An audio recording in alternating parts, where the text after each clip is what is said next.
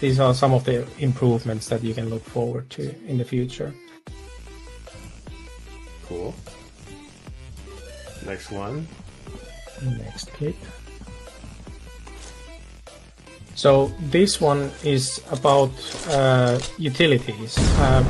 There's been an issue where utilities, when you throw them, they don't actually explode where they land. And that's one of the things that this video is highlighting, is that you see how on the 125, the explosion marks on the floor afterwards don't match really where the grenades and stuff are landing. But on the 126, we've improved this stickiness to it, so that basically it explodes where it should and where you expect it to be in terms of the stuff. And this is one of those tiny gameplay things that will hopefully make a big change in utility usage and the way people use them on a high level. I think it's really important, because sometimes, let's say, some people may complain, that this flash was thrown, and how was I flashed? You know, that this pretty much will explain to you why you're in flash, because it looks like it was actually flashed like somewhere behind the wall, but in actual reality it was actually flashed in front of you, and that's why you were flashed. So again, it goes back to this quality of life kind of things that we want to make sure that we work on to improve, let's say, utilities, for example, for everyone. Yeah. And this is also like, there's still a lot more work to be done, but these are the first steps that like we're taking to improve these little by little and really focus on the core, like making them like really feel the way they should, like what it does, what you expect it to do.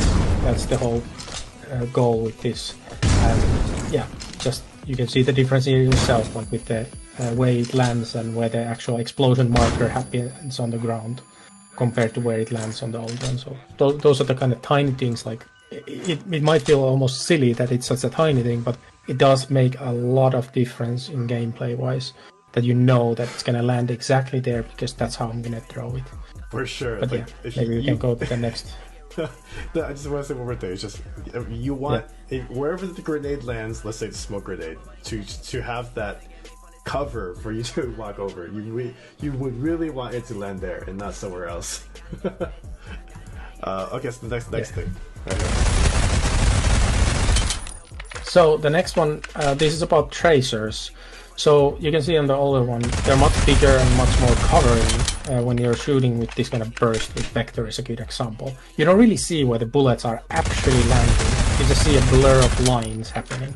With the 126, what I'm aiming to do is, you can see the tracers are much tinier and tighter, so you can actually see the weapon spread much more better. And this will help you actually understand where the bullets are landing and all that. So it's just that, again, one of these tiny changes with the tracers, and this combined with the smoke trails is also, like in older ones, it contributed to a lot of visual noise.